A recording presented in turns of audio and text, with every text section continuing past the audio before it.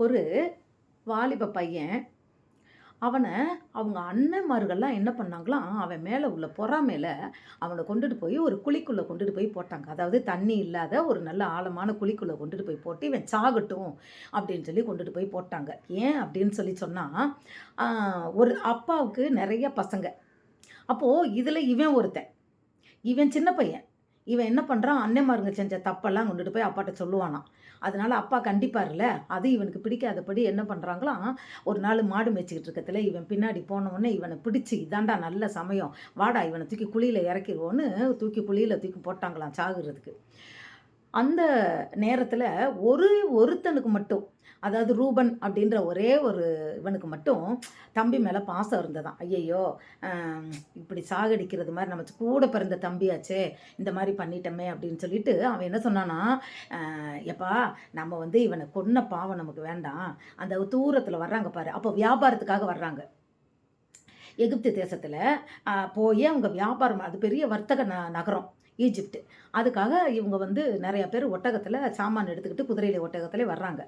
அப்படி இவங்க வரும்போது, அப்போ இவங்க என்ன சொல்றாங்க பார்த்துட்டு, அ "ஏய் இவன இதுக்கு காசுக்கு வித்து போட்டுருவோம்." அப்படின்னு சொல்லி, "ஏன் நம்ம இவன போய் சாகடிப்பானே." அப்படின்னு சொல்லிட்டு, அந்த ஆளுகிட்ட என்ன சொல்றாங்க, "எப்பா ஒரு அடிமை இருக்கான் நீ வாங்கிக்கோன்னு" சொல்லிட்டு, இந்த பையன கூப்ட்டு அவனுக்கு வந்து விலைக்கு வித்துர்றாங்க.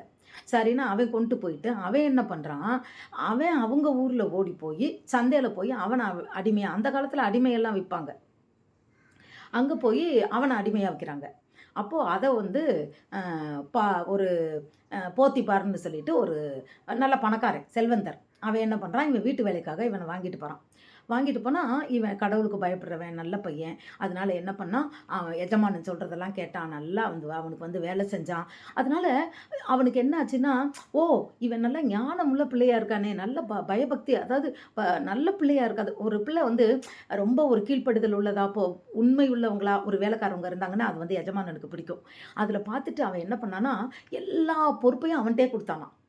இந்த பையன் எப்படி இருப்பான்னா, ரொம்ப அழகா இருப்பானாம். இந்த பையன், இந்த யோசேப்புன்ற பையன் ரொம்ப அழகா இருப்பானாம்.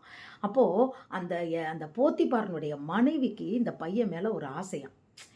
அந்த காலத்து பெண்கள்லாம் கொஞ்சம் மோசமா இருந்திருக்காங்க. கல்யாணம் முடிச்சு புருஷன் இருந்த பிறகு, வீட்ல இருந்த வேலைக்காரன அவ ஆசைப்பட்டு, எப்ப பாரு இந்த பையன வந்து அவ கூப்பிடுவாளாம், "வா வான்னு." ஆனா இந்த பையன் என்ன பண்ணுவானா, "இந்த பாரு, இந்த வீட்டுல என்னோட எஜமான் ஒருத்திய தவிர வேற எல்லா அதிகாரத்தையும் எனக்கு குடுத்துருக்கிறாரு. நான் தான் அத்தன வேலையும் செய்றேன்.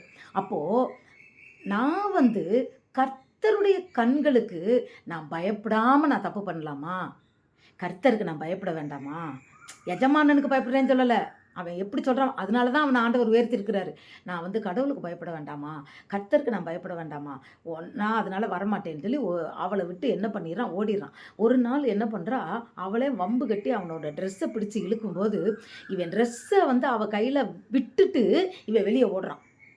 அப்போ உடனே என்ன பண்றான், அந்த பக்கம் 2, 3 பேர் ஆள் வந்த உடனே, ஐய்யய்யோ! இவன் நம்ம தப்பா நெனச்சுக்கிடுவாங்கன்னு சொல்லிட்டு, உடனே கூப்பிட்டு என்ன பண்றா, எல்லாரும் ஓடி வாங்க, எல்லாரும் ஓடி வாங்க. இந்த எபிரேய பையன் என்ன கெடுக்க பார்த்தான்னு அவன் மேல பழிய போடுறா. இப்போ குழியில விழுந்தவன், இங்க வேலைக்காரனா வந்தவனுக்கு இன்னொரு அ த அ கஷ்டம் வருது. அப்போ ஊர்ல இருந்து எஜமானன் வந்த உடனே, அவ சொல்றா, "இந்த மாரி நீ கூட்டிட்டு வந்தியா, அந்த வேலைக்காரன் பாரு இந்த மாரி என்ன கெடுக்க போனான்னு" சொன்ன உடனே, இவன் என்ன ஏதுன்னுலாம் இவன கூப்பிட்டு கேட்க மாட்டான். அவனுக்கு அவன் மனைவி மேல அவ்வளவு அ அக்கறை, பாசம். அதனால வேலைக்காரன் தானே, அதனால இவன கூப்பிட்டு நீ என்ன நடந்துச்சுன்னுலாம் கேட்காம, இவன ராஜாட்ட கொண்டு போய் குடுத்து ஜெயில்ல போட்டுறான். அப்போ ஒரு தப்பும் பண்ணாதவன், நல்லவன், கடவுளுக்கு பயந்தவன், முதல்ல குழிக்கு போறான். அதுக்கப்புறம் அங்கருந்து அடிமையா விக்கப்படுறான். இப்ப ஜெயிலுக்கு போய்ட்டான். அப்போ ஜெயில்ல வந்து என்ன பண்றாங்க, இவன் உண்மையா இருக்கான். ஜெயில்லயே அவன் பாட்டுக்கு இருக்கான். அப்ப அந்த சிறைச்சாலை அதிகாரி என்ன பண்றாங்க, கொஞ்சம் பேர பார்க்குற பொறுப்ப இவனுக்கு குடுக்குறாங்க. அப்போ ஒரு 2 பேரு ரொம்ப கவலையோட இருக்கத பார்க்குறான். அப்ப கேட்குறான், "ஏன்பா நீங்க 2 பேரும் ரொம்ப வருத்தமா இருக்கிறீங்க?" அப்படின்னோனே, அவங்க சொல்றாங்க, "நாங்க வந்து பார்வோன் ராஜாவோட அரண்மனையில இருந்தோம். நான் வந்து பார்வோன் ராஜா அரண்மனைக்கு வந்து பானபத்திரக்காரனா இருந்தேன்." பானபத்திரக்காரன்னா அவனுக்கு ஜூஸு, திராட்சை ரசம், தண்ணி இந்த மாரி ஆகாரங்கள் கவனிக்கிறது அவன். அந்த வேலை பொறுப்பா செய்யணும் அவன். அப்ப நான் பானபத்திரக்காரனா இருந்தேன். குடிக்க பானம் குடுக்குறதுக்கு. ஆனா என்னன்னு தெரியல, ராஜா வந்து எங்க 2 பேத்தையும் ஜெயில்ல போட்டாரு. இன்னொருத்தனும் அவனுக்கு கூட வேலை செய்றவன், அவனையும் ஜெயில்ல போட்டாரு. அப்டின்னோனே, அவைங்க சொல்றாங்க, "எனக்கு வந்து நாங்க நேத்து கனவு கண்டோம். அந்த கனவு கண்டதுலேருந்து எங்களுக்கு ரொம்ப கஷ்டமா இருக்குன்றான்." "அப்படியா?" அப்படின்னோனே, இவன் கேட்குறான், "என்னப்பா கனவுன்னோனே?" அவங்க 2 பேரும் அவங்க கண்ட கனவ சொல்றாங்க. அப்ப இவன் சொல்றான், ஒருத்தன பார்த்து, "உன்ன வந்து திருப்பி பழைய ஸ்தானத்திலேயே ராஜா கொண்டுட்டு போயி, உன்ன வந்து வச்சுக்கிடுவாரு. ப உன்ன வந்து அதே பானபத்திரக்காரன் வேலைய குடுத்து உன்ன வச்சுக்கிடுவாரு. உன்னைய வந்து கொலை செஞ்சுருவாங்க." அப்படின்னு சொல்லிர்றேன். மரண தண்டனை குடுத்துருவாங்க அப்படின்னு இன்னொருத்தனுக்கு சொல்றாரு. இவர் சொன்னது மாரியே 1 வாரத்துல நடக்குது. ராஜா 2 பேரையும் சிறைச்சாலையிலிருந்து கூப்பிட்டு விடுறாரு. இவன வந்து மறுபடியும் பானபத்திரக்காரனா வச்சுக்கிறாரு. இவன வந்து இது பண்றாரு. அப்போ அவன் என்ன சொல்லுவான், இந்த கனவ சொன்னவன இவன் ராஜா கூப்பிடுறாருன்னு போனவுனே, "எப்பா நான் வந்து உனக்கு கனவெல்லாம் சொன்னேன்ல, நான் ஒரு பாவமும் செய்யலப்பா. என்ன வந்து இந்த மாரி கொண்டு வந்து போட்டாங்க. நீ ராஜாட்ட போயிருக்கும்போது, என்ன பத்தி நீ கொஞ்சம் சொல்றியா? எனக்கு வந்து விடுதலைக்கு நான் விடுதலை ஆகணும். என்ன பத்தி கொஞ்சம் சொல்லி எனக்கு விடுதலை பண்ண சொல்லு." அப்படின்னோனே இவன் சரி சரின்ட்டு போவான். ஆனா ராஜாட்ட போனவுனே அவன் மறந்துருவான். அது ஏன்னா, அது நம்ம பழக்கம் தான். நன்றி மறக்கிறது மனுஷங்களோட இயல்பு. அவன் அவன் உயர்ந்த நிலைமைக்கு வந்தவனே, அத பத்தி அவன் கண்டுக்கல. அவன் பாட்டுக்கு இருந்தான். ராஜாவுக்கு ஒரு நாள் கனவு வருது. ராஜாவுக்கு கனவு வந்தவுடனே ரொம்ப சோகமா இருக்கிறாரு. ஜோசியக்காரன கூப்பிட்டு கேட்குறாரு, மந்திரவாதிய கூப்பிட்டு கேட்குறாரு, மூப்பர்கள கூப்பிட்டு கேட்குறாரு. எல்லாம் யாரு வேணா என் கனவுக்கு அர்த்தம் சொல்லுங்கன்னு சொல்றாரு. யாராலயும் சொல்ல தெரியல. எல்லாமே பே பே பேன்னு முழிக்குது. உடனே எங்களுக்கு தெரியலங்குது. உடனே ரொம்ப சோகமா இருந்தவுடனே இந்த பானபத்திரக்காரன் சொல்றான் மெதுவா, "ஆ ராஜா ராஜா நான் இந்த மாரி நீங்க என்ன முதல்ல ஜெயில்ல நான் இருந்தேன்ல, அப்போ வந்து ஒருத்தன் இருந்தான் யோசேப்புன்னு. அவன் வந்து எனக்கு கனவு கண்டத நாங்க சொல்லும்போது, அதுக்கு எனக்கு அர்த்தம் சொன்னான். அதுபடியே நடந்தது. என்ன நீங்க திருப்பி வச்சுக்கிடுவீங்க, அவன கொலை செஞ்சுருவீங்கன்னு சொன்னது மாரியே நடந்தது. அவன் தான் சொப்பனத்துக்கு அர்த்தம் சொன்னான் எனக்குன்னு" சொல்றான். அப்ப சொல்றான், "சரி அப்ப ஜெயில்ல இருந்து அவன கூட்டிட்டு வா" அப்படின்னு சொல்லி இவன கூட்டிட்டு வராங்க. கூட்டிட்டு வந்தவுடனே ராஜா முன்னத்துல வந்து நிக்கிறாரு யோசேப்பு. அப்ப ராஜா கேட்குறாரு, "நீ வந்து" அ இவர் ராஜா கனவ சொல்றாரு. "என்ன கனவு கண்டீங்கன்னவுடனே" இவர் சொல்றாரு, "7 அழகான பசு வந்ததாம். அடுத்து 7 அவலட்சணமான பசு வந்ததாம்." பசு அதாவது பசுமாடு. அப்போ இவர் ராஜாவோட கனவுல அவர் பார்த்திருக்கிறாரு. 7 அழகான பசு, 7 அவலட்சணமான பசு.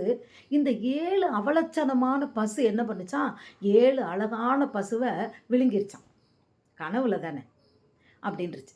அடுத்து என்ன பண்ணாரு, அப்படியே திடுக்குன்னு முழிச்சு, "ஐய்யய்யோ! என்னடா இப்படி கனவா இருக்கேன்னு" கொஞ்ச நேரம் ரொம்ப வேதனைப்பட்டுட்டு, மறுபடியும் படுத்து தூங்கிர்றாரு. அடுத்து செகண்ட் டைம் ஒரு கனவு. நமக்கு கூட இப்படி வரும் தெரியுமா? நம்ம முதல்ல ஒரு கனவு கண்டிருப்போம். பயந்து முழிச்சிருப்போம். முழிச்சுட்டு என்னடா அப்படி கனவு கண்டுட்டோமே! அப்படின்னு சொல்லிட்டு கொஞ்ச நேரம் முழிச்சுக்கிட்டே இருந்துட்டு, திருப்பி தூங்குனோம்னா, அடுத்து ஒரு கனவு அடுத்து வரும். அந்த கனவுக்கு கன்டினியூஸா வந்தா வரும், இல்ல வேற கனவு வந்தா வரும். அது மாரி இந்த ராஜாவுக்கு கனவு வந்திருக்கு 2வது வாட்டி தூங்கும்போது.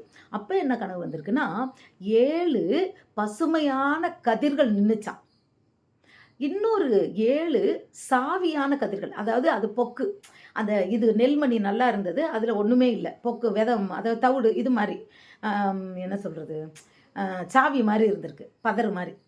இந்த 7 பதறு என்ன பண்ணுச்சாம், இந்த 7 நல்ல நெற்கதிர்கள தாள வந்து முழுங்கிருச்சாம். அப்போ இவர் கனவு கண்டு என்னடா இப்படின்னு அவர்ட்ட சொன்னோனே, உடனே யோசேப்பு சொல்றாரு. ராஜா, நீங்க கண்டது 2 கனவு. ஆனா 2 கனவுக்கும் ஒரே அர்த்தம் தான். கர்த்தர் தாம் என்ன செய்ய போறோம் அப்படின்றத உங்களுக்கு ராஜாவாகிய உங்களுக்கு உங்க கனவுல வெளிப்படுத்தியிருக்கிறாரு. அது என்ன அப்படின்னு சொன்னா, நம்ம நாட்டுல 7 வருஷங்கள் நல்ல ப அ விவசாயம், அதாவது நல்ல விளைச்சல் வருமாம். அதாவது என்ன சொல்றதுன்னா, அதிகமாக விளைய போகுது 7 வருஷம். அதாவது செழிப்பு. அடுத்த 7 வருஷம் பஞ்சம். தானியமே விளையாது.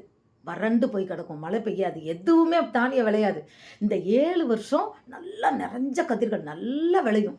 இதுதான் அந்த 2 கனவுக்கும் ஒரே அர்த்தம் அப்படின்னு சொன்ன உடனே ராஜாவுக்கு ஒரே சந்தோஷம். அப்ப இவன் சொல்றான், "நீங்க ஞானம் உள்ளவனா பார்த்து ஒரு அதிகாரியை நீங்கள் வந்து இதுக்கு நியமித்து இதுக்குரிய காரியங்களை நீங்கள் பார்த்துக்கிங்க அப்படின்னு சொல்லி ராஜாவுக்கு சொல்கிறான். அப்போ ராஜா சொல்கிறாரு, இந்த கனவுக்கே எனக்கு ஒருத்தனுக்கும் அர்த்தம் சொல்ல தெரியலப்பா, நீ தான் விவரமாக விவேகமாக ஞானமாக சொல்லியிருக்க. அதனால் ஒன்றை தவிர வேறு யாரும் ஞானமாக இதை செய்ய முடியாது. அதனால் இன்னைக்குலேருந்து நீ தான் எனக்கு அடுத்த ராஜாவுக்கு அடுத்த மந்திரியாக இருக்கணும். நீ என்ன பண்ணுற, பதவியில் மட்டும்தான் நான் ராஜா, ஆனால் எல்லா அதிகாரத்தையும் நான் உனக்குத்தான் நான் கொடுக்குறேன். ஏன்னா இவர் என்ன சொல்லுவார், நீங்கள் 7 வருஷம் நல்லா விளையும்ல, அப்போ என்ன பண்ணுங்க, தானியங்களை ஜனங்கள்கிட்ட இருந்து அவங்களுக்கு விளையும்ல, அதுலேருந்து 5ல் 1 பங்கை ராஜாக்கள் நீங்கள் வந்து அரசாங்கத்துக்கு இதாக வாங்கிருங்க, இந்த வரி மாதிரி வாங்கிருங்க.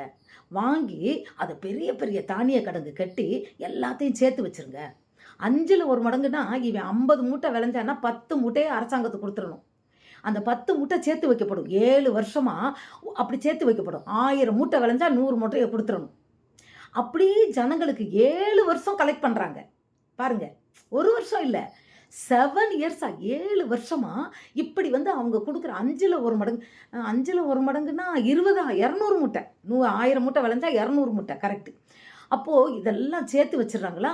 இப்போ அவர் என்ன சொல்கிறாரு, பஞ்சம் வரும்ல, அப்போது எப்போ ஜனங்களுக்கு சாப்பிட்றதுக்கு தானியம் இல்லையோ அன்றைக்கு அவங்களுக்கு நீங்கள் உங்கள் களஞ்சியத்திலேருந்து சேர்த்து வச்ச கிடங்குலேருந்து எடுத்து தானியம் கொடுங்கன்னு சொல்லுவார். ராஜாவுக்கு தன் ஜனங்களை காப்பாற்றுறது தானே அவரோட கடமை.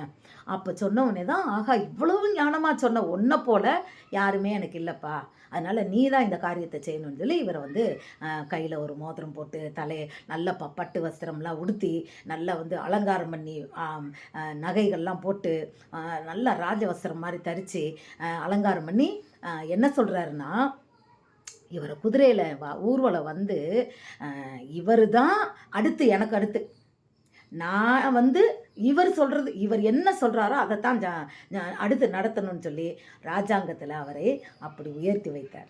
பார்த்தீங்களா, ஒரு குழியில் விழுந்தவன், அந்த குழியில் விழுந்து செத்து போகிறவன் ஏன் இவ்வளோ உயரமாக வந்தான்னு தெரியுமா? ஒரே காரணம்தான், அவன் கடவுளுக்கு பயந்தான்.